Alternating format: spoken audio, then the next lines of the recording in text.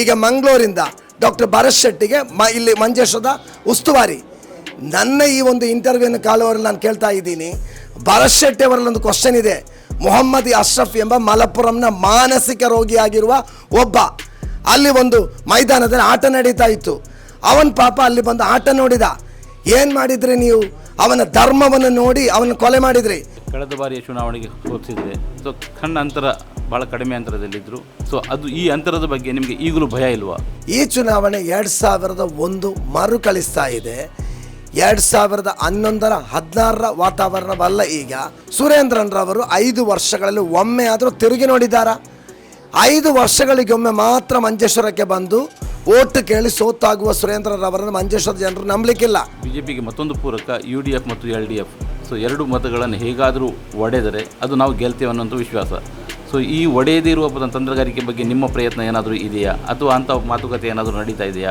ಮಂಜೇಶ್ವರ ಶಾಸಕ ಅಶ್ರಫ್ರವರು ಇವತ್ತು ನಾಮಪತ್ರ ಸಲ್ಲಿಸಲಿಕ್ಕೆ ಹೊರಟಿದ್ದಾರೆ. ಸೊ ನಾಮಪತ್ರ ಸಲ್ಲಿಸುವ ಗಡಿಬಿಡಿಯಲ್ಲಿ ನಮ್ಮ ಜೊತೆ ಒಂದಿಷ್ಟು ಮಾತುಕತೆ ಆಡಲಿಕ್ಕೂ ಸಿದ್ಧರಾಗಿದ್ದಾರೆ. ಸೊ ನಿಮಗೆ ಈ ಸಮಯದಲ್ಲಿ ಶುಭಾಶಯನ್ನು ಹೇಳ್ತಾ ಇದ್ದೇನೆ. ಮತ್ತು ಅದರ ಜೊತೆ ಒಂದು ವಿಷಯ ಇದೆ, ಅಶ್ರಫ್ರವರು ಮರು ಆಯ್ಕೆಯನ್ನು ಬಯಸ್ತಾ ಇದ್ದಾರೆ.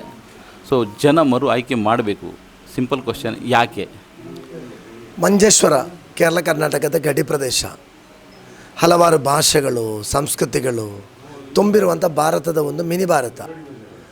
ಮಂಜೇಶ್ವರ ವಿಧಾನಸಭಾ ಕ್ಷೇತ್ರದಲ್ಲಿ ಚುನಾವಣೆಗಳು ನಡೆಯುವ ಹೋರಾಟ ಅಂತ ಹೇಳಿದರೆ ಅಭಿವೃದ್ಧಿಯ ಹೋರಾಟ ಅಲ್ಲ. ಮಂಜೇಶ್ವರದಲ್ಲಿ ಕಳೆದ 35 ವರ್ಷಗಳಿಂದ ಈ ದೇಶದಲ್ಲಿ ಹಿಂದೂ ಮುಸಲ್ಮಾನರ ಮಧ್ಯೆ ಬಿರುಕನ್ನುಟ್ಟಿ ರಾಜಕೀಯವನ್ನು ಬೆಳೆಸಿದಂಥ BJPಯವರು ಖಾತೆ ಅವರು ಓಪನ್ ಮಾಡಲಿಕ್ಕೆ ಪ್ರಯತ್ನ ಮಾಡುವಂಥ ಒಂದು ಕ್ಷೇತ್ರ. ಈ ಕ್ಷೇತ್ರದಲ್ಲಿ ಕಳೆದ 5 ವರ್ಷಗಳ ಹಿಂದೆ BJPಗೆ ಎದುರಾಗಿ ಸಾಮರಸ್ಯದ ಮೌಲ್ಯಗಳನ್ನು ಎತ್ತಿ ಹಿಡಿದುಕೊಂಡು ಹೋರಾಟ ಮಾಡಿ ನಾವು ಗೆದ್ದದ್ದು. 5 ವರ್ಷಗಳಲ್ಲಿ ಮಂಜೇಶ್ವರಕ್ಕೆ ಅಭಿವೃದ್ಧಿ ತಂದಿದ್ದೀನಿ, ಶಾಂತಿ ನೀಡಿದ್ದೀನಿ, ನೆಮ್ಮದಿ ನೀಡಿದ್ದೀನಿ, ಸಾಮರಸ್ಯವನ್ನು ಕಾಪಾಡಿದ್ದೀನಿ. ಅದೇ ರೀತಿಯಲ್ಲಿ ಜ್ವಲಂತ ಸಮಸ್ಯೆಗಳಿಗೆ ಎದುರಾಗಿ ಈ ಕ್ಷೇತ್ರದ ಜನರ ಜೊತೆಯಲ್ಲಿ ನಿಂತ್ಕೊಂಡು ಹೋರಾಟ ಮಾಡಿ ಗೆಲುವನ್ನು ಸಾಧಿಸಿದ್ದೀನಿ. ಮಂಜೇಶ್ವರದ ಜನರು ಖಂಡಿತವಾಗಿಯೂ ಈ ಸಲ ಚುನಾವಣೆಯಲ್ಲಿ ರಾಜಕೀಯ ಮರೆತು ಊರವನಾದ ಕನ್ನಡಿಗನಾದ ನನ್ನನ್ನು ಗೆಲ್ಲಿಸ್ತಾರೆ ಎಂಬ ವಿಶ್ವಾಸ ನನಗೆ ಇದೆ. ಓಕೆ, ಕಳೆದ ಬಾರಿಯ ಚುನಾವಣೆಗೆ ಸೋತಿದ್ರೆ ಸೊ ಸಣ್ಣ ಅಂತರ ಭಾಳ ಕಡಿಮೆ ಅಂತರದಲ್ಲಿದ್ದರು. ಸೊ ಅದು ಈ ಅಂತರದ ಬಗ್ಗೆ ನಿಮಗೆ ಈಗಲೂ ಭಯ ಇಲ್ವಾ?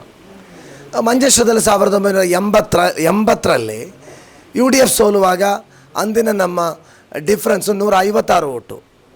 2 ವರ್ಷ ಕಳೆದು 82ರಲ್ಲಿ ಚುನಾವಣೆ ಬಂತಾಗ ಕಾಂಗ್ರೆಸ್ಸಿಗೆ ಸೀಟು. N ರಾಮಕೃಷ್ಣರವರು ಸೋತದ್ದು 167 ಓಟಿಗೆ. ಅದರ ನಂತರ 2011ರಲ್ಲಿ 16ರಲ್ಲಿ ನಮ್ಮ ರದ್ದುಚರ್ ಅವರು ಸೋತದ್ದು 89 ಓಟಿಗೆ. ಮಂಜೇಶ್ವರದಲ್ಲಿ ಒಂದು 35 ವರ್ಷಗಳಿಂದ ಸಣ್ಣ ಮಟ್ಟಿನ ಓಟಿಗೆ ಎಲ್ಲ ಚುನಾವಣೆ ನಡೆದದ್ದು. ಒಂದು ಚುನಾವಣೆ ಮಾಡಿದ 2001ರಲ್ಲಿ ಚರಕಲಂ ಅಬ್ದುಲ್ಲರವರು CK ಪದ್ಮನಾಭನ್ರವರನ್ನು 13,000 ಅಧಿಕ ಮತಗಳಿಂದ ಗೆದ್ದಿದ್ದಾರೆ.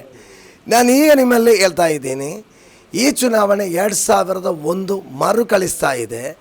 2011 16 ವಾತಾವರಣವಲ್ಲ. ಈಗ 2026 ಚುನಾವಣೆಯಲ್ಲಿ 2001 ದಾಟಿ ದಾಖಲೆ ಮತಗಳಿಂದ ಗೆಲುವು ನಿರೀಕ್ಷಿಸುವ ಒಂದು ಚುನಾವಣೆಯಾಗಿದೆ.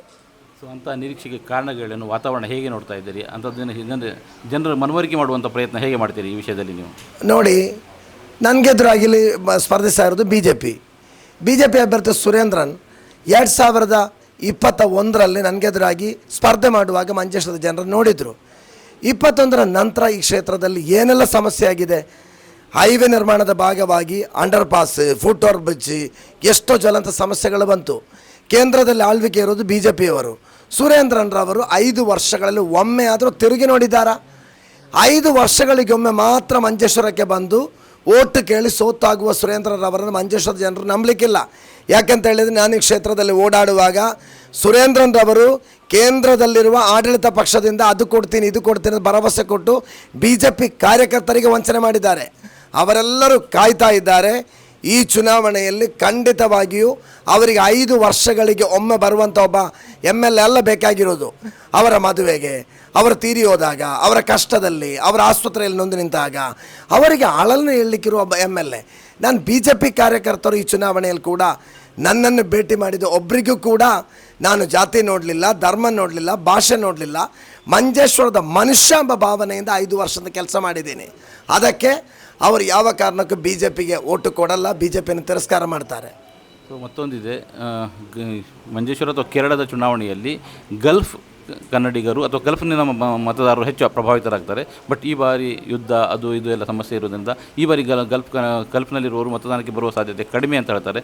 ಅದು ಕೂಡ ಮಂಜೇಶ್ವರದ ಮತದಾನದ ಮೇಲೆ ಪ್ರಭಾವ ಬೀರಬಹುದು ಅಂತ ನಿರೀಕ್ಷೆ ಇದೆ. ಈ ಬಗ್ಗೆ ಏನು ಹೇಳ್ತೀರಿ? 15,000 ಮತದಾರರು ಗಲ್ಫಲ್ಲಿದ್ದಾರೆ. ನಮ್ಮ ಪ್ರತಿಯೊಂದು ಮನೆಯಲ್ಲಿರುವ ಅನ್ನ ಅಂತ ಹೇಳಿದರೆ ಅದು ಗಲ್ಫ್. ಯಾವುದೇ ಒಂದು ಆರಾಧನಾಲಯದ ಬೆಳವಣಿಗೆ ಗಲ್ಫ್, ಶಿಕ್ಷಣ, ಸಾಮಾಜಿಕ ಕ್ಷೇತ್ರ ಎಲ್ಲದರ ಬೆಳವಣಿಗೆಯಲ್ಲಿ ಗಲ್ಫಿನ ಹಣ ಇದೆ. ಗಲ್ಫ್ ನಮಗೆ ಅನ್ನ ನೀಡುವಂಥ ರಾಜ್ಯಗಳು. ಈ ಚುನಾವಣೆಯಲ್ಲಿ ಕೂಡ ಎಲ್ಲ ಚುನಾವಣೆಯಲ್ಲಿ ಕೂಡ ಒಂದು 35% ಜನರು ಗಲ್ಫಿಂದ ಬಂದು ಓಟಾಗಿ ಹೋಗ್ತಾರೆ. ಈ ಸಲ ಆ ಥರ ಒಂದು ಆತಂಕ ನಮಗೆ ಇದೆ. ಅದಿದ್ದರೂ ಕೂಡ ನಮಗೆ ಭಯ ಇಲ್ಲ.